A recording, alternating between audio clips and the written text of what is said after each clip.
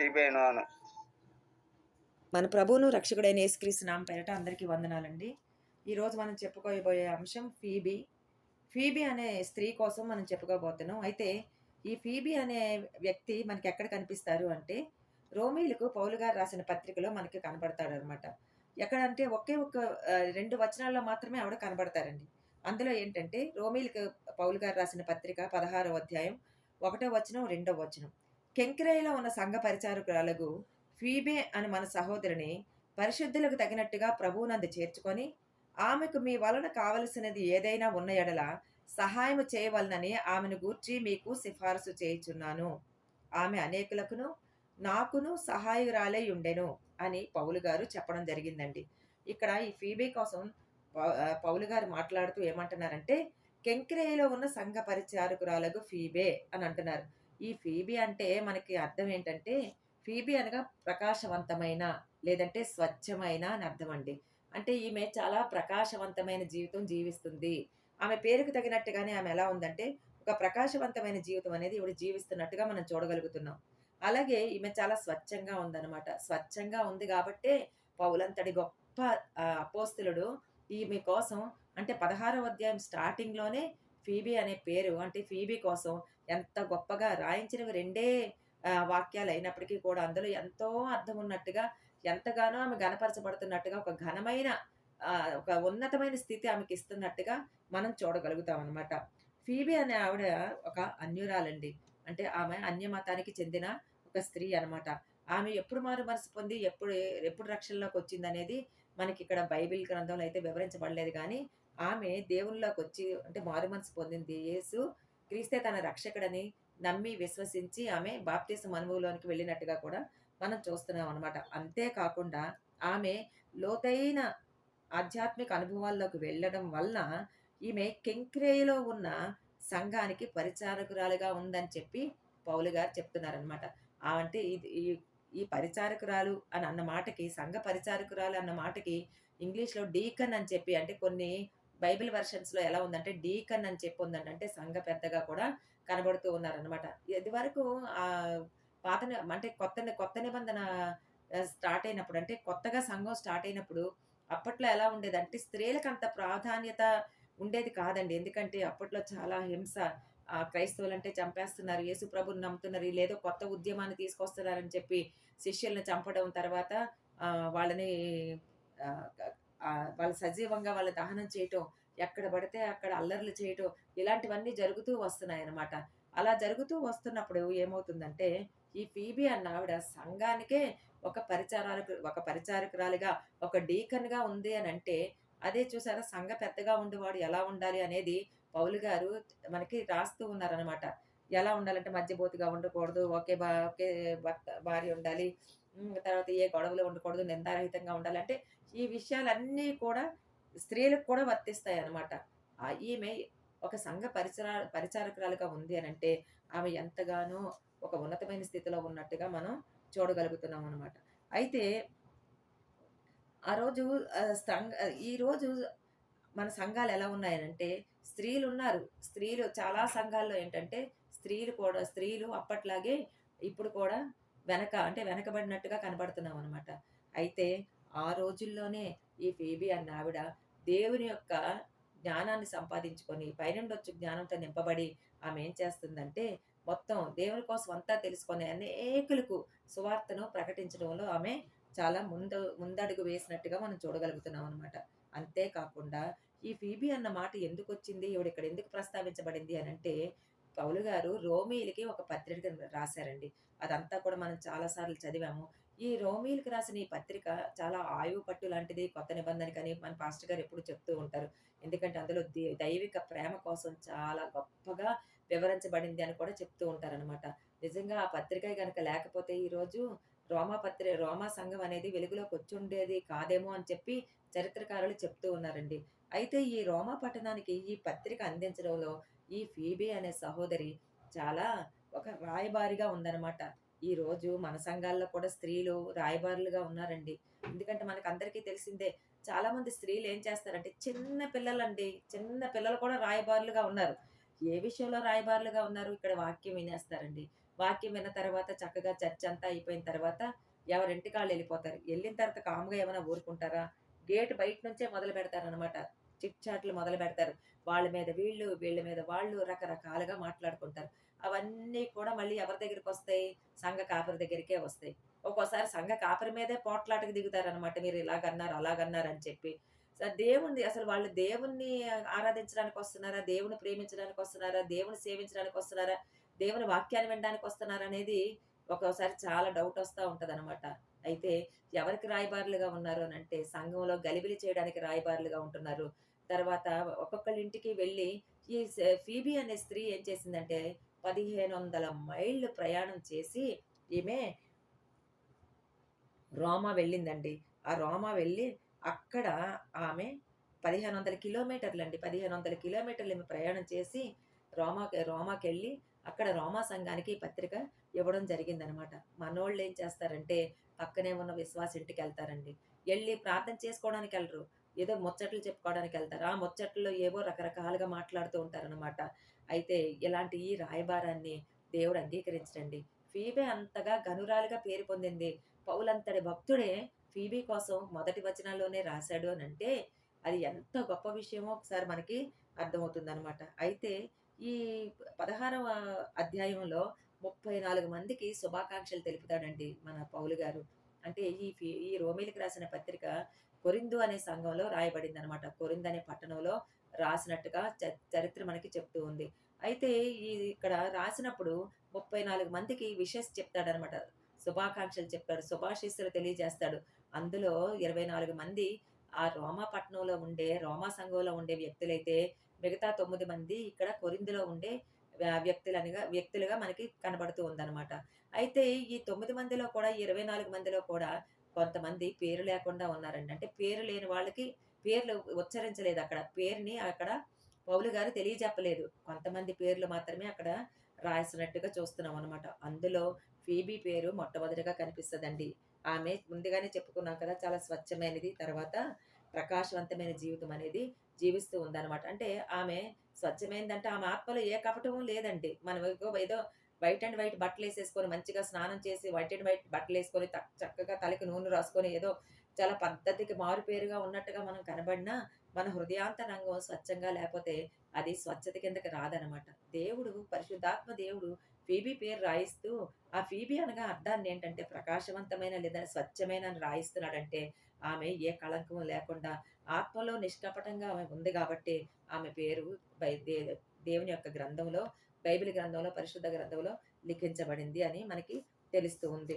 అయితే పౌలు గారు ఏమని రాస్తున్నారంటే, కెంక్రేయ, కెంక్రేయలో ఉన్న సంఘ పరిచారకురాలు అని రాస్తున్నారండి. ఈ కెంక్రేయ అనే ప్రదేశం ఎక్కడుంది అనంటే కొరింథుకి 5 మైళ్ళ దూరంలో ఉందండి.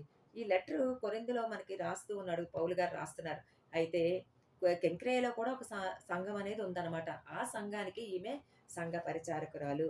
అయితే కొరింథీయులకి పౌలు గారు 2 పత్రికలు రాసాడండి. ఏంటంటే మీరిలా ఉండాలి, అలా ఉండాలి, ఇది చెయ్యాలి, అది చెయ్యాలి అని చెప్పి ప్రేమ కోసం రాసాడు.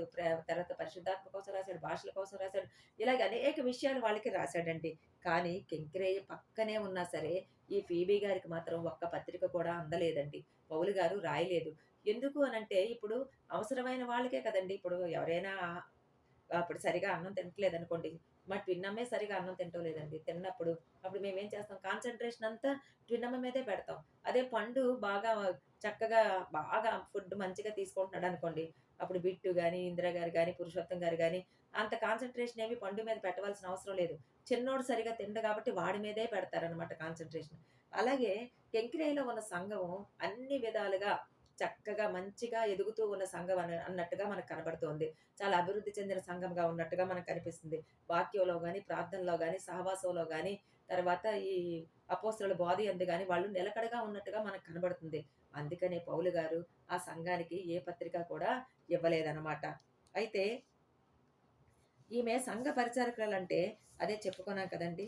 ఆమెకి ఏమంటున్నాడంటే, కెంక్రేయలో ఉన్న సంఘ పరిచారకురాలగు ఫీబే అను మన సహోదరిని అని రోమా సంఘంలో ఉండే వాళ్ళకి రాస్తూ ఉన్నాడనమాట. అయితే సహోదరి అని చెప్తున్నాడు కదండీ! పౌలుకి ఈమేమి బంధువురాలేమి కాదండి. అంటే ఆమె రిలేటివ్ ఏమీ కాదు. మరి మన మన సహోదరి అంటున్నాడు. అంటే నా సహోదరి అంటున్నాడు. మామూలుగా అయితే పౌలు గారు ఫిలోమోన్‌కి రాసిన పత్రికలో అప్పియాకు మాత్రమే సహోదరి అని చెప్పాడండి. మళ్ళీ ఇంకెవ్వరికీ సహోదరి అని అయితే మాట్లాడలేదండి. మళ్ళీ తర్వాత ఫీబీకి మాత్రమే అంటున్నాడనమాట. అంటే వీళ్ళిద్దరికి మాత్రమే నా సహోదరి, సహోదరి అని సంబోధించడం జరుగుతుందనమాట. అయితే తిమోతికి రాస్తూ పౌలు గారు ఒక మాట చెప్తాడండి. 1 తిమోతి ఆహ్, 5వ అధ్యాయం 1-2 వచనాల్లో ఏమని రాస్తాడంటే, వృద్ధులను తల్లులుగా భావించమన్నాడండి. అంటే ఎవరైనా వృద్ధ స్త్రీలుంటే గనక వాళ్ళని నీ తల్లులుగా భావించి వాళ్ళని అలాగే ఒక తల్లిలాగా, ఒక అమ్మలాగా నువ్వు పిలవాలి అని చెప్పి చెప్తాడనమాట. అలాగే యవ్వన స్త్రీలను ఏమని పిలవమన్నాడంటే, నువ్వు అక్క చెల్లెళ్ళుగా భావించి అక్క గాని, లేదంటే చెల్లి గాని అన్నట్టుగా నువ్వు అయితే నీకంటే వయసులో పెద్దవాళ్ళైతే అక్క అని పిలువు. నీకంటే వయసులో చిన్నవాళ్ళైతే చెల్లి అని పిలవమని చెప్పి పౌలు గారు రాశాడండి. అదే సామెతల గ్రంథంలో కూడా మనం చూస్తామనమాట. 7వ అధ్యాయం 4వ వచనంలో అలాగే ఉంటదండి. జ్ఞానంతో నువ్వెలా పిలాలి అంటే స్త్రీలు కనిపించినప్పుడు అక్క లేదంటే చెల్లి అని పిలవమని చెప్తున్నాడండి. అంటే క్రైస్తవులకు అంటే విశ్వాసులు ఎలా ఉండాలి అంటే స్త్రీలు కనబడినప్పుడు వాళ్ళని వేరే దృష్టితో చూడకుండా, వాళ్ళలో కూడా ఎటువంటి వేరే వేరే విధమైన భావం కలగకుండా, సంఘానికి వెలుపటి వారికి కూడా మన స్త్రీల పట్ల వేరే ఉద్దేశ్యం కలగకుండా మనం ఎలా పిలుచుకోవాలంటున్నాడంటే, అక్క, చెల్లి అని మనం ఇంగ్లీష్‌లో sister, praise lord sister, praise lord brother అని చెప్తాం కదండీ! ఇక్కడ స్వచ్ఛంగా ఇక్కడ ఏమంటున్నాడంటే, సహోదరి అని పిలుస్తున్నాడనమాట. అక్క, చెల్లి అని చెప్పి పిలమని చెప్తూ ఉన్నాడు. అయితే ఇక్కడ సహోదరి అని మాత్రమే కాదండి. ఇంకా ఆయనేమంటున్నాడంటే, మన సహోదరి అని చెప్తున్నాడు. మొన్న నేను ఆర్టీసీ బస్ స్టాండ్‌లో ఏసీ బస్ కోసం అక్కడ నించున్నానండి. ఒక ఏసీ బస్ ఎళ్ళిపోయింది. ఫుల్ అయిపోయిందనమాట. నేను టికెట్ కోసం అక్కడ టికెట్ కౌంటర్ దగ్గర నించుంటే, "అమ్మ అక్కడ కూర్చోండమ్మా, వెయిట్ చేయండమ్మా వేరే బస్ వస్తదని" అతను చిరాకు పడుతున్నాడు. అప్పుడు నేను అక్కడే నించున్నాను. ఎందుకంటే చాలా రష్‌గా ఉంది. మళ్ళీ నాకు ఆ టికెట్ దొరకదేమో అని చెప్పి. అప్పుడు అతను మమ్మల్ని అలా పంపించేస్తున్నాడని చెప్పి నేనేం చేశానంటే, ఇంకో డ్రైవర్ గారొస్తే, "డ్రైవర్ గారు కొంచెం ప్లీజ్ నాకొక టికెట్ కోసం ఒకసారి చెప్పండి ప్లీజ్" అనేసి నేను రికమెండ్ చేయమంటే పాపం ఆయన వేరే డ్రైవర్ గారు చాలా మంచాయన. ఆయనెళ్లి ఏం చెప్పాడంటే, "అన్న మాకు తెలిసిన ఒక మేడం ఉన్నారు. ఆ మేడంకి కొంచెం టికెట్ ఇవ్వన్నా" అనన్నారు. చూసారా? ఆయనకి నాకు కనీసం పరిచయమే లేదు. అయినా సరే నేను అడిగినప్పుడు అతను ఎంత ప్లీజ్ అయిపోయాడో. ప్లీజ్ అయిపోయి అంటే నేను అడిగిన మాటకి నేను కొంచెం ప్లీజింగ్‌గా మాట్లాడిన దానికి ఆయన అలా ప్లీజ్ అయిపోయి అడగడం జరిగిందనమాట. అదే ఈ పౌలు గారు మన సహోదరి అని చెప్తున్నాడు అనంటే, అవతల వాళ్ళు మీరు ఆమెని అంటే ఆమెని మీ సహోదరిలాగా మీరు చేర్చుకోవాలి అని చెప్తాడు. ఎందుకంటే ఆమె నాకు సహోదరి అంటే నాకు కావాల్సిన వ్యక్తి, నా అక్క లాంటిది, నా చెల్లి లాంటిది. కాబట్టి ఆమె మీకు కూడా సహోదరే. మీకు కూడా ఒక సొంత అక్కలాగా, సొంత చెల్లిలాగా మీరు ఫీల్ అవ్వాలి. మీరు అట్టి రీతిగా ఆమెని చేర్చుకోవాలి అని చెప్తూ ఇంకో మాట కూడా చెప్తున్నాడండి. ఏమని చెప్తున్నాడంటే, పరిశుద్ధులకు తగినట్టుగా ప్రభువునందు ఆమెను చేర్చుకోమంటున్నాడు. అంటే ఆమె స్త్రీ అని చెప్పి మీరు చిన్న చూపు చూడొద్దు. ఆమె స్త్రీ అని చెప్పి మీరు ఆమెను ఎడబాటుగా ఉంచొద్దు. ఆమె ఎడల మీరు వేరే ఉద్దేశ్యం కలిగుండొద్దు. ఆమె అంటే బలహీనురాలనుకోవద్దు. ఆమె సామర్థ్యం లేనిదనుకోవద్దు. ఆమె శక్తిమంతురాలు కాదనుకోవద్దు. ఆమెకేమి పెద్దగా దేవుని కోసం ఏమి తెలీదనుకోవద్దు. ఆమె దేవుని లోతు ఆమె ఎరగదనుకోవద్దు. దేవుని ప్రేమ అంతగా ఆమెకు తెలీదనుకోవద్దు. ఆమెకేమి కూడా వరాలు లేవనుకోవద్దు. ఆమెకేమి ఫలం లేవు ఆత్మఫలం లేదనుకోవద్దు. ఆమె ఎలాంటిదంటే, ఆమె పరిశుద్ధులకు తగినట్టుగా దేవుని యొక్క పరిశుద్ధత కలిగిన వ్యక్తులు ఎలాగైతే ఉన్నారో, అలాగా పరిశుద్ధులకు తగినట్టుగా ప్రభువునందు ఆమెను చేర్చుకోండి. ఎందుకంటే, ఆమె పరిశుద్ధురాలు. కాబట్టి పరిశుద్ధులకు తగినట్టుగా చేర్చుకోండి. ఆమేదో ఆషామాషీగా ఏదో ఒక తపాలా మీ దగ్గరికొచ్చినట్టుగా, ఒక రాయబారిగా, ఒక లెటర్‌లో ఒక పోస్ట్ మ్యాన్ తీసుకొచ్చినట్టుగా, ఈ పత్రిక మీకు తీసుకొచ్చిందని మాత్రం మీరనుకోవద్దు. ఆమె ఎలా వచ్చిందంటే, పరిశుద్ధురాలిగా వచ్చింది మీ దగ్గరికి. కాబట్టి పరిశుద్ధులకు తగినట్టుగా ఆమెను మీరు చేర్చుకోవాలి అని చెప్తున్నాడనమాట. ఎందుకు అనంటే, పౌలు గారితో కలిపి ఆమె కలిసి పని చేసిందండి. ఒక సహ సువార్థికురాలిగా పనిచేసిందనమాట. అంటే చరిత్ర మనకి చెప్తూ ఉంది. ఆమెను ఎంతగా పౌలు గారు చూసారో, పాస్టర్ గారు చాలా సార్లు చెప్తారు. అవతల వాళ్ళ ప్రార్థన బట్టే మనకు తెలిసిపోద్ది. ఏమనంటే వాళ్ళ తాలూకా భక్తి తాలూకా లోతెంతో తెలిసిపోద్ది. వాళ్ళు వాక్యం చెప్పే విధానం బట్టి, వాళ్ళు వాక్యం చదివే విధానాన్ని బట్టి కూడా తెలిసిపోద్ది. ఎలాగంటే వాళ్ళు వాక్యం రోజు చదువుతున్నారో లేదో అని కూడా మనం చెప్పేయగలమనమాట. అంటే వాళ్ళు అలాగే మన మన నోరు మాట్లాడిన దాన్ని బట్టి అంటే మన హృదయం నిండి ఉన్న దాన్ని బట్టే మన నోరు మాట్లాడను అంటారు. అంటే మన మాటలను బట్టే మనము చదువుకున్నోళ్ళమా, చదువుకోలేని వాళ్ళమా, మనం ఉన్నతులమా కాదా, లేదంటే మనం మంచిగా మాట్లాడతామా, మనం చెడ్డవాళ్ళమా తెలిసిపోతదనమాట. అలాగే ఈమె ఎంతగా ఆమెను చూసుంటాడో. ఎందుకంటే ఆమె పరిచర్య చేస్తూ ఉన్నప్పుడు గాని, సువార్త ప్రకటిస్తున్నప్పుడు గాని, ప్రార్థనలో పాల్గొంటున్నప్పుడు గాని, పౌలు గారు ఆమెని చాలా బాగా అధ్యయనం చేశాడండి. చేసినప్పుడు ఆమె ఆమె చాలా ఆమె ఎంత విధేయతగా ఉందో, ఆమె ఎదుటివారి పట్ల ఎంత దీనత్వం కలిగుందో అని తన పరిచర్యలో సువార్త పట్ల ఎంత భారం కలిగుందో, అలాగే సువార్థికుల పట్ల అంటే పరిచర్య చేసేవారి పట్ల, సువార్త ప్రకటించే వారి పట్ల ఎంత బాధ్యత కలిగుందో పౌలు గారికి తెలుసు కాబట్టే ఈ 2 విషయాలు కూడా చెప్తూ వాళ్ళకి పరిచయం చేస్తూ ఉన్నాడండి. ఫీబీ కోసం పరిచయం చేస్తున్నాడు. ఈరోజు మనల్ని పెద్ద పెద్ద సేవకులు ఎవరైనా మనల్ని పరిచయం చేసే పరిస్థితిలో ఉన్నారా అండి? అసలు మనల్ని చేర్చుకునే పరిస్థితులు ఎవరైనా కనబడుతూ ఉన్నారా? మన భక్తి ఎలా ఉంది? మన మన తాలూకా మనం అంటే దేవుని ఆలయం అయిపోగానే మనం ఏం చేస్తామంటే టైం అయిపోయింది గానీ గంట కొట్టినట్టుగా మనం పరిగెత్తుకొని పారిపోతాం. ఆ రోజు వాక్యం ఇదిగో పాస్టర్ గారు ఆరాధన అంత బాగా జరిగింది కదా! అగో పాస్టర్ గారు మిమ్మల్ని ఇలా చేయమని నేను చెప్పటం లేదండి. అంటే నేను మామూలుగా చెప్తున్నాను. అంటే నేనైతే అలాగే మాట్లాడతానని. అబ్బా! ఈరోజు వాక్యం ఇలా చెప్పారు కదండీ! చాలా బావుందండి. నిజంగా నేను చాలా బలపడ్డానండి అని చెప్పి ఒక వాక్యం నువ్వు ఆ వాక్యం నాకిలాగా అన్వయించబడిందండి. ఇదిగో నేను ఈ వాక్యంతో నేను బలపరచబడ్డాను అని నీ నోటితో దేవుని ఆలయంలోనే నువ్వు ఒప్పుకుంటే, అక్కడ దేవుడు నువ్వు సేవకుడే వింటున్నాడని అనుకుంటున్నావేమో! నువ్వు దేవుని ఆలయంలోనే నువ్వు సాక్ష్యం ఇస్తూ ఉన్నావనమాట. ఏమని సాక్ష్యం ఇస్తున్నావు? ఇదిగో దేవా! నువ్వు పలికించిన నీ సేవకుడి ద్వారా పలికించిన ఈ మాటలు నా జీవితాన్ని తాకే, నా హృదయాన్ని తాకే. నాకెంత బాగా నచ్చిందో. ఇదిగో నేను తాకబడ్డాను. నేను కడగబడ్డాను. నేను బలపరచబడ్డాను.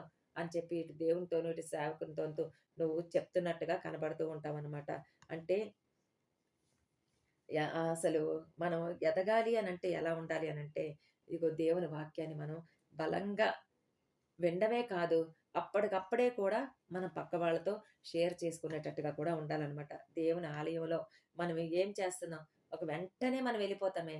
వెంటనే మనము ఏదో పనున్నట్టుగా మనం వెళ్ళిపోతామే. ప్రతి ఒక్కరిని కొత్తగా వస్తున్న విశ్వాసుల్ని ఇప్పుడు మీరందరూ కూడా పాత వాళ్ళే. పాత విశ్వాసులు ఏం చేయాలి? కొత్తగా వస్తున్న విశ్వాసులతో మాట్లాడాలి. "ఏమ్మా ఎలా ఉంది? నీకు వాక్యం అర్థమవుతుందా?" సేవకుడు అందరి దగ్గరికి వెళ్ళలేడండి. సేవకుడు అందరితోనూ మాట్లాడలేడండి. ఎందుకంటే కొంతమంది ప్రార్థన చేయించుకోవడానికొస్తారు. కొంతమంది వాళ్ళ ప్రార్థన అవసరత చెప్పడానికొస్తారు. కొంతమంది వాళ్ళ కష్టాన్ని చెప్పడానికొస్తూ ఉంటారనమాట.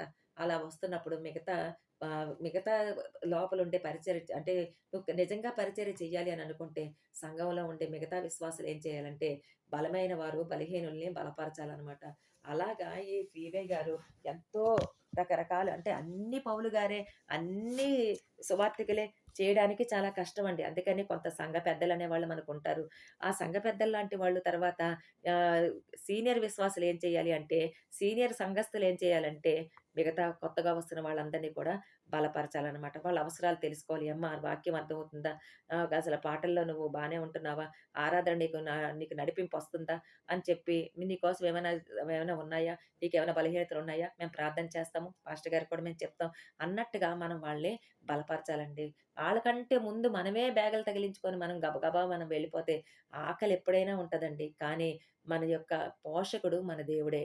మన ఆకలిని ఒక అరగంట మనం ఒకసారి కొంచెం వెనక్కి వేసామనుకోండి దానివల్ల మనకు ఆరోగ్యం వస్తదే తప్ప మనకి గ్యాస్ట్రైటిస్ ఏమీ రాదండి. మనం అనుకుంటాం మన ఆలోచన ఎలా ఉంటదంటే, అమ్మో! నాకు గ్యాస్ట్రైటిస్ వచ్చేసాయి. కడుపు మండిపోద్ది. నేను అన్నం తినేయాలి. తొందరగా ఎళ్ళిపోవాలి. వెంటనే ఎళ్ళిపోవాలి. ఎండ, వాన అని అనుకుంటాం. కానీ మీరు దేవుని కోసం ఏదైనా ఒక పని చేసినప్పుడు దేవుడు ఖచ్చితంగా ఆ ఫలితాన్ని మీకిస్తాడంట. ఆ ఎండ లేకుండా చేస్తాడు. ఆ ఎండ తెలియకుండా చేస్తాడు. ఆకలి తెలియకుండా మనకి చేయడం జరుగుతదనమాట. అయితే రోమా సంఘం కోసం మనం ఒకసారి చెప్పుకుంటే, రోమాలో ఉండే సంఘం అంటే రోమా సామ్రాజ్యంలో ఉండే సంఘం ఎలా ఉండేదంటే ఇదివరకు సార్వత్రిక సంఘానికి చాలా దూరంగా పొత్తు లేనట్టుగా ఉండేదండి. అయితే వాళ్ళు చాలా నోబుల్స్ అనమాట. అంటే చాలా ఘనులుగా ఉన్నారండి వాళ్ళు. తామే జ్ఞానులమని అనుకునేవారనమాట. మేము చాలా జ్ఞానవంతులం అనుకునేవారు. వాళ్ళు చేసే ఆరాధనే కరెక్ట్ అనుకునేవాళ్ళనమాట. అందుకని చెప్పి పెద్దగా వాళ్ళు ఎవరితో కూడా వాళ్ళు కలిసినట్టుగా కనబడలేదనమాట. అయితే ఇలాంటి రోమీలకి అంటే ఈ రోమాలో ఉండే సంఘస్థులకి ఎవరు రాస్తున్నారు అనంటే మన పౌలు గారు ఒక పత్రికని రాస్తూ ఉన్నారనమాట. ఎందుకు రాస్తున్నారు అనంటే, ఇదిగో మీరు సృష్టిని మొదటి అధ్యాయంలోనే చెప్తాడండి. మీరు సృష్టికర్తను మర్చి సృష్టాన్ని పూజిస్తున్నారు అంటారండి. అంటే ఇలాంటి కొన్ని కొన్ని విషయాలు చెప్తూ ఆయన పౌలు గారు వాళ్ళందరికీ కూడా తెలియజేస్తూ ఉన్నారనమాట. ఏమంటే, ఇగో దేవుని రక్షణ ప్రణాళిక ఇలా ఉంది. యేసు ప్రభు ఇలాగా మన కోసం చనిపోయాడు, తిరిగి లేచాడు, మనల్ని విమోచించాడు. అనేకులకి ఇశ్రాయేలీయుల పట్ల దేవునికి పలానా ప్రణాళిక ఉంది. ఇదిగో సంఘంలో మనం ఇలా ఉండాలి, లోకస్తుల దగ్గర మనం ఇలా ఉండాలి, విశ్వాసులు ఎలా ప్రవర్తించాలి అనే ఈ విషయాలన్నీ కూడా చెప్తూ, దేవుని ప్రేమ ఇలా ఉంటది అని చెప్పి వాళ్ళందరికీ కూడా తెలియజేస్తూ ఈ పత్రికని రాయడం జరిగిందండి. అయితే ఇలా రాసినప్పుడు అంటే పౌలు ఎంత శ్రద్ధ కలిగున్నాడో మనం ఏమనుకుంటామంటే, అబ్బా! వాళ్ళలా ఉన్నారు కదా! వాళ్ళకి మనమేం చెప్తాంలే, మన మాట ఏం వింటారులే అని మనం అనుకుంటామండి. కానీ ఇక్కడ పౌలేం చేస్తున్నాడంటే వాళ్ళ పట్ల ఎంతో శ్రద్ధ కలిగున్నాడండి. అప్పటికి ఇంకా పౌలు గారు రోమా వెళ్ళలేదండి. ఆయన ఖైదీగా వెళ్ళాడండి రోమాకి. అప్పటికింకా ఖైదీగా కూడా వెళ్ళలేదు. కానీ రోమా సంఘం కోసం ఈయనకి తెలియబడినప్పుడు ఎంత బాధ్యతో తీసుకొని, ఎంతో శ్రద్ధ తీసుకొని వాళ్ళకి ఇదంతా కూడా దేవుని కోసం ఈ 15 అధ్యాయాలు కూడా ఆయన రాయడం జరిగిందండి. 16వ అధ్యాయంలో మాత్రం మొత్తం అంతా కూడా స ఆయన అందరికీ కూడా శుభాకాంక్షలు తెలియజేస్తున్నట్టుగా మనం చూస్తామనమాట. ఈ 15 అధ్యాయాలు కూడా వాళ్ళ కోసం ఎంతో బాధ్యత తీసుకొని, వాళ్ళ యొక్క అభివృద్ధి కోసం పాటుపడినట్టుగా మనం చూస్తామనమాట. అయితే పౌలు గారు ఈ రోమాపత్రికను రాసినప్పుడు రోమాపత్రికని ఎలా పంపించాలి? ఎవరితో పంపించాలి? అని తర్జన భర్జన పడుతూ ఉన్నప్పుడు ఆ ఉత్తరం తీసుకొని రోమపట్నంలో ఇవ్వడానికి అంటే ఆ పత్రిక తీసుకొని రోమపత్రికలో ఇవ్వడానికి కొంతమంది సాహసం చేయలేదండి. సాహసం అనే మాట అంటున్నానేంటి అని మీరు అనుకోవచ్చు. రోమా సామ్రాజ్యం అంటే రోమా సైనికులు చాలా బలవంతులు, చాలా శక్తిమంతులు. అసలు వాళ్ళెవరి మాట వినరు. అందులో ఉక్కు పాదముతో వాళ్ళు ఏలుతున్న వాళ్ళనమాట. అప్పట్లో సంఘాన్ని ఎంత హింసించారో మనకందరికీ కూడా తెలిసిందేనండి. అయితే ఇప్పుడు చూడండి మనం ఏదైనా ఒక చెన్నైయే వెళ్తున్నామనుకోండి. అంటే మన నెల్లూరు నుంచి మనం చెన్నై వెళ్తున్నాం. అంటే మన రాష్ట్రాన్ని మనం దాటుతున్నాం. అక్కడ ఒక చెక్ పోస్ట్ ఉంటదండి. చెక్ పోస్ట్ ఉన్నప్పుడు అంటారు ఎప్పుడు పాస్టర్ గారు అంటారనమాట. ఏమని అంటారంటే పృథ్వీ కూడా చాలా సార్లు అన్నట్టుగా నేను విన్నాను. అంకుల్ జాగ్రత్త అంకుల్ మనకేదైనా ఫిల్మింగ్ ఉన్నా సరే వాళ్ళు రాసేస్తారు అంకుల్. ఏదో ఒక నెపం చూసుకొని మన కార్‌కి పెనాల్టీ ఏస్తారు అంకుల్. ఏదో ఒక కేస్ రాసేస్తారు అంకుల్ అని జాగ్రత్త అని చెప్పడం జరుగుతదనమాట. బయట రాష్ట్రాలకెళ్ళినప్పుడు పాస్టర్ గారు అన్నీ రెడీ చేసుకొని ఉంచుకుంటారు. ఏదంటే ఇదుందా, అదుందా, సి బుక్ ఉందా, అదుందా, ఇదుందా, ఈ పర్మిషన్ ఉందా, ఆ పర్మిషన్ ఉందా అని రకరకాలుగా అంటే ఆ చెక్ పోస్ట్ దగ్గరే మనల్ని ఆపి మనల్ని చెక్ చేయడం జరుగుతదనమాట. అన్నీ వాళ్ళకి అనుకూలంగా ఉంటే మాత్రమే మనల్ని వాళ్ళ రాష్ట్రంలోనికి, వాళ్ళ ప్రదేశంలోనికి మనల్ని బయటికి లోపలికి పంపిస్తారు. అలాగే ఈ రోమా సామ్రాజ్యం వాళ్ళు కూడా వాళ్ళు ఆ యొక్క ఆ పట్టణానికి వెలుపటే మనల్ని ఆపుతారండి. అక్కడే కొన్ని లక్ష క్వెషన్‌లేస్తారు. వాటన్నిటికి కూడా సమాధానాలు చెప్పాలి. వాళ్ళకి గనక అది వ్యతిరేకంగా అనిపిస్తే వీళ్ళు శత్రువులు అని అనుకున్నారనుకోండి, ఇమ్మీడియేట్‌గా వాళ్ళకి శిరచ్ఛేదనం చేయడం జరుగుతది. లేదంటే చంపేయడం జరుగుతదనమాట. లేదు అనంటే అప్పట్లో సంఘాన్ని ఎక్కువగా సంఘమంతా కూడా హింసకు గురయ్యేదనమాట. వీళ్ళు క్రైస్తవులు, ఇదిగో మనకి మత మార్పిడి కోసం వచ్చారు. ఏదో యేసుక్రీస్తు అని చెప్పి ఆయనే రక్షకుడని చెప్తున్నారని చెప్పి వీళ్ళని అక్కడ ఈళ్ళు సంఘంగా వచ్చారు. వీళ్ళని హింసించాలని చెప్పి హింసకు కూడా గురి చేసేవారనమాట. కాబట్టి ఇలాంటి గలిబిలిగా, అల్లరిగా ఉన్న ఆ రోజుల్లో రోమా ఎళ్ళడానికి ఎవరు కూడా పెద్ద సాహసం అయితే చేయలేదండి. అలాగే ఎక్కడ చూసినా యుద్ధాలు జరుగుతూ ఉండేవి. అంతర్యుద్ధాలు అంటే లోపలే చిన్న చిన్న యుద్ధాలనేవి జరుగుతూ ఉండేవి. రోమా సైనికులతో యుద్ధాలు జరిగేవనమాట. అందుకనే రోమా దగ్గరికి వెళ్ళడానికి అంటే ఆ రోమా పట్టణానికి ప్రవేశించడానికి చాలా ఇబ్బందులు పడేవారు గాబట్టి, అక్కడికెళ్ళడానికి ఎవరు కూడా ఇష్టపడేవారు కాదనమాట. రెండోదేంటంటే 1500 కిలోమీటర్ల ప్రయాణం చేసి ఎళ్ళాలండి. కొరింథు పట్టణం నుంచి ఈ పత్రికను పట్టుకొని రోమా వెళ్ళాలంటే 1500 కిలోమీటర్లు వాళ్ళు ప్రయాణం చేసి వెళ్ళాలనమాట. అక్కడ ఆ ప్రయాణంలో 1500 కిలోమీటర్ల ప్రయాణంలో ఎంతోమంది బందిపోటు దొంగలుండేవాళ్ళండి. అదే కదా ఎజ్రా వాళ్ళు ప్రార్థన చేస్తారు కదా! ఇదిగో నాకు కాల్బలం అడగడానికి నాకు సిగ్గనిపించింది. ఎందుకంటే ఇక్కడ దొంగలున్నారు. అందుకనే అక్కడ మేము ప్రార్థన చేసాం ఆ నది దగ్గర కూర్చొని మేము 3 రోజులు ఉపవాసం ఉండి మేము ప్రార్థన చేసాం. అప్పుడు దేవుడు మా ప్రయాణాన్ని సురక్షితంగా నడిపించాడు అని చెప్పి ఆయన చెప్పడం జరుగుతదనమాట. అంటే ఎక్కడ పడితే అక్కడ ప్రయాణంలో మనకు కూడా బందిపోటు దొంగలనేవాళ్ళు చాలామందుంటారండి. అదంతా కూడా మనందరికీ తెలిసిందే. ఈ బందిపోటు దొంగల బారిన తప్పించుకున్నారనంటే, ఒకవేళ సముద్రం వైపు వెళ్తున్నారనుకోండి, సముద్రపు దొంగలు కూడా ఉంటారండి. ఈ సముద్రపు దొంగలుంటారు. తర్వాత కొన్ని సార్లేంటంటే తుఫాన్‌లొస్తాయి. ఇబ్బందులకు గురవుతారు. షెల్టర్ అనేది ఉండదు. తర్వాత ఈ రోడ్డు ప్రయాణంలో వెళ్ళినప్పుడు రకరకాలుగా ఈ క్రూర మృగాల తాలూకా వాళ్ళ ఆ యొక్క ఎఫెక్ట్ కూడా వాళ్ళ మీద పడుతూ ఉంది. తర్వాత అనారోగ్య పరిస్థితులు రావచ్చు. ఈ రోడ్డు ప్రయాణంలో మనలాగా బస్సులు, ట్రైన్‌లు, ఫ్లైట్‌లు అవేమీ లేవండి. అయితే కాలినడకన వెళ్ళేవారు. లేదంటే గుర్రాల మీద వాళ్ళు వెళ్ళేవాళ్ళనమాట. ఎంత కష్టమో ఒళ్ళంతా కూడా నలిగిపోయినట్టుగా అయిపోతది. అనారోగ్యం బారిన కూడా పడే అవకాశాలుంటాయి. కొన్నిసార్లు నీరుండదు, కొన్నిసార్లు తిండుండదు. ఇలాగా ఎంతో కష్టమైన ఈ ప్రయాణం చెయ్యాలంటే వాళ్ళకి కష్టం గనక పెద్దగా ఎవరు ముందుకు రాలేదనమాట. ఒకవేళ సముద్ర మార్గం గుండా వెళ్తే ఏ తుఫానొచ్చి పౌలు గారంతటి భక్తుడికి ఎన్నో సార్లు ఓడ బద్దలైపోయిందండి. ప్రాణాపాయ పరిస్థితుల్లో ఇంక ప్రాణం ఇంక నిలవదు అనే పరిస్థితుల్లో సైతం దేవుడు ఆయన్ని ఆదుకొని బయటికి తీసుకొచ్చిన సంఘటనలు మనం చూసాం. అందుకనే ఇవన్నీ చూసి రాలేనప్పుడు ఈ ఫీబీ గారు ఏం చేశారంటే, ఈ సంఘ కాపరి, ఈ సంఘ పరిచారకురాలు ఏం చేసిందంటే నేను వెళ్తాను. రోమ పత్రికని రోమాలో ఉండే సంఘానికి నేను అందిస్తానని చెప్పి ఆమె ధైర్యంగా ముందుకొచ్చిందండి. అయితే పౌలు గారు, "అమ్మా నువ్వేంటమ్మా? నువ్వెళ్తావేంటమ్మా? వద్దులే అమ్మా చాలా మంది మగాళ్ళున్నారు కదా! ఎవరో ఒకళ్ళు పంపిస్తాలే అమ్మా" అని అన్నారా? అలాగ అనలేదండి. ఇమ్మీడియేట్‌గా ఎందుకంటే ఆమె అన్న మాటకి పౌలు గారు అంగీకరించారు. ఎందుకు అంగీకరించారు? అంటే ఆమె సువార్త ప్రకటిస్తున్నప్పుడు ఆమె చాలా చోట్ల సువార్త ప్రకటిస్తుంది కదండీ! సువార్త ప్రకటిస్తూ ఉన్నప్పుడు ఆమె తీసుకునే చొరవ, ఆమె ఎంత ధైర్యంగా అవతల వాళ్ళు నన్ను చంపేస్తారు, నన్ను చిత్రహింసలకు గురి చేస్తారు, నన్ను ఏదైనా చేస్తారు, లేదంటే నన్ను చెరసాల్లో వేస్తారు అనే భయం కూడా లేకుండా ధైర్యంగా యేసే క్రీస్తని దృష్టాంతాల్ని, లేఖనాల్ని ఎత్తిపడుతూ అనేకులకు బోధించడం పౌలు గారు చూసారనమాట. ఆమె యొక్క ఆ ధైర్యాన్ని, ఆ సాహసాన్ని ఆమెకి సామర్థ్యం ఉంది. 1500 కిలోమీటర్లు ఆమె ప్రయాణం చేసి, ఆమె రోమా సామ్రాజ్యానికి వెళ్లి చేరి, ఆ రోమా పత్రికను ఆమె ఇవ్వగలదు అనే సామర్థ్యం ఆమెకు కలిగుందని చెప్పి, ఆమెను ఆమె యందు విశ్వాసం ఉంచి, ఆమెను నమ్మి పౌలు గారు ఏం చేశారంటే, ఆ పత్రికని ఆమె ఆమెకి ఇవ్వడం జరుగుతుందండి.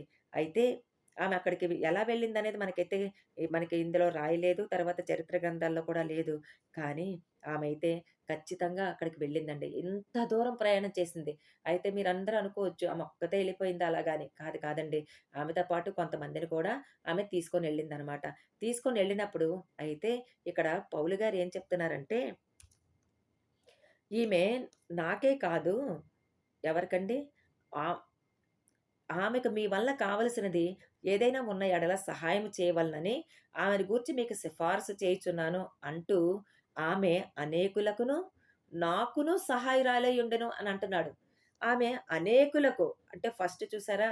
ఫస్ట్ ముందు ఎవరిని పెడుతున్నాడు? ఆయన్ని పెట్టలే. నాకు సహాయం చేసింది నాకు ఫీబీ నాకు సహాయం చేసింది. అలాగే నాకే కాదు చాలా మందికి సహాయం చేసింది అని చెప్పటం లేదండి. ఫస్ట్ ఏం చెప్తున్నాడంటే, ఆమె అనేకులకును, తర్వాత నాకు కూడా అని చెప్తున్నాడు. అంటే ఫీబీ పౌలు గారు రాకముందే పౌలు గారొచ్చిన తర్వాతే పౌలు గారి దగ్గరే నేర్చుకొని ఇవ్వడం, ఉదారంగా ఇవ్వడం, వెదజల్లడం, దేవుని కోసం వెదజల్లడం చేయలేదండి. ఈమె ఏం చేసిందంటే పౌలు గారు రాకముందే అనేకులకు సహాయం చేయడం మొదలుపెట్టిందనమాట. అంటే సువార్త పరిచర్యలో ఇప్పుడు లూదియా చూసారు కదా! లూదియా కోసం మనకు తెలుసు. ఆమె ఊదా రంగు పొడి అమ్ముకునే ఒక తుయితేర పట్టణస్థురాలు. పౌలు గారిని తన ఇంట చేర్చుకొని ఆళ్ళకి కావాల్సిందంతా కూడా ఆ పరిచర్యకి అవసరమైనదంతా వాళ్ళక్కడ బస చేయడం ఏంటి, వాళ్ళక్కడ ఉండడానికి ఇప్పుడు పౌలు గారెళ్లారనుకోండి, ఆయనొక్కడే వెళ్తాడా? ఆయనతో పాటు లూకా గారెళ్తారు, తిమోతి ఎళ్తాడు, ఇంకా ఒనేసిము ఎళ్తాడు. ఇంకా రకరకాల చాలా మందుంటారండి. అలాగా ఆయనతో పాటు ఒక 10 మందైనా ఉంటారు. ఆ 10 మందికి కూడా ఆతిథ్యము ఇచ్చినట్టుగా మనం చూస్తామన్నమాట. వాళ్ళెన్ని రోజులు బస చేస్తే, ఎన్ని నెలలు బస చేస్తే, అన్ని నెలలు కూడా వాళ్ళకి అవసరమైన బట్టలేంటి, వాళ్ళకి అవసరమైన పత్రికలకి అవసరమైనవేంటి, లేదంటే ప్రయాణానికి అవసరమైనవేంటి, ఆహారానికి అవసరమైనవేంటి, పరిచర్యకి అవసరమైనవేంటి, లేదంటే సువార్త ప్రకటనకు అవసరమైనవేంటి, ప్రతీదీ కూడా వాళ్ళివ్వడం జరుగుతాదనమాట. అలాగే ఈ ఫీబీ అన్న ఆవిడ ఎలా ఉంది అనంటే, ఒక పోషకురాలుగా అంటే సహాయకురాలుగా ఉంది. ఒక పోషకురాలుగా ఉందండి. దేవుడే కదా మనకి పోషకుడు. దేవుడేమంటున్నాడంటే మలాకి గ్రంథంలో, "నా మందిరంలో ఆహారం ఉండునట్లు మీరు నా మందిరానికి ఆహారాన్ని తీసుకురండి. సమృద్ధుండాలి నా నా మందిరంలో సమృద్ధి ఉండాలి అని దేవుడు కోరుతున్నాడండి. మనం అన్ని విషయాల్లో సమృద్ధి కలిగి ఉంటామండి. నాకేదైనా హ్యాండ్ బ్యాగ్ లేదనుకోండి, పరిగెత్తుకొని ఎళ్లి వెంటనే ఒకటి కాదండి 2 కొనుక్కుంటాం. ఒక్క చీర లేదనుకోండి 2 కొనుక్కుంటాం. కానీ దేవుని మందిరానికొచ్చేటప్పుడు మీరు ఆహారం తీసుకురండి అనంటే, ఏముందిలే పాస్టర్ గారికే కదా వెళ్తదది. పాస్టర్ గారినే కదా పోషించాలి. పాస్టర్ గారోళ్ళు బాగా డబ్బులున్నాయి గదా! అవసరం లేదులెండి. ఆళ్ళు కారుల్లో తిరుగుతారు కదా! అని మీరనుకుంటారండి. కానీ మీరు సేవకులు దేవుడంటున్నాడు, చాలామంది సేవకులను చూస్తారు. కాదు, అక్కడ దేవుడు అడుగుతున్నాడు, నా మందిరానికి మీరు ఆహారం తెచ్చారా లేదా? అది ఎవరు తింటారు, ఎవరితో తినిపించాలనేది అది నా పని. నువ్వెందుకు ఆలోచిస్తావు? నువ్వు నీ సేవకుడు తింటున్నాడా లేదా? మనం పట్టుకెళ్ళాలా? అదంత అవసరమా? అని నువ్వనుకుంటున్నావు. కానీ అలా కాదు. దేవుని మందిరంలో ఆహారం వండినట్లు నువ్వు ఆహారం తీసుకొస్తున్నావా? చాలామంది తీసుకొస్తారు కదా! వాళ్ళ తాలూకా వాళ్ళు ఫస్ట్ ఫ్రూట్స్ తీసుకొస్తారు. దొండకాయలు కాస్తే దొండకాయలు, కరివేపాకైతే కరివేపాకు, గుడ్డైతే గుడ్డు, తర్వాత చెట్టు ములక్కాడలైతే ములక్కాడలు ఇలాగా చాలామంది తీసుకొస్తారు. అలాగే గుప్పెళ్ళ బియ్యం కూడా తీసుకురమ్మని సేవకుడు చాలా రోజుల నుంచి చెప్తున్నాడండి. అది అంటే దేవుని పని చాలా ఇష్టంగా చెయ్యాలి. అది కాకి చాలా చిన్నదేనండి. కానీ కాకుల్ని దేవుడు ఉపయోగించుకున్నాడండి. మీరు అర్థం చేసుకున్నారో లేదో, కాకి నోటెమ్మట అంటే పెద్ద బలవంతుడి గొలియాతు లాంటి ఒక బలవంతుడితో దేవుడు ఆహారాన్ని పంపించలేడా? దేవదూతే స్వయంగా ఎళ్లి ఆ కూరలవి తీసుకొచ్చారు. ఆ రొట్టెది తీసుకొచ్చి ఏలియాకి పెట్టలేడా? కాదండి. అది మనకి దృష్టాంతాలుగా ఉంచడానికి చిన్న కాకండి. ఒక అరుచు పిల్ల కాకి లాంటిదనమాట. ఒక చిన్న కాకండి. మన గుప్పిడితో మనం పట్టుకోగలమండి ఆ కాకిని.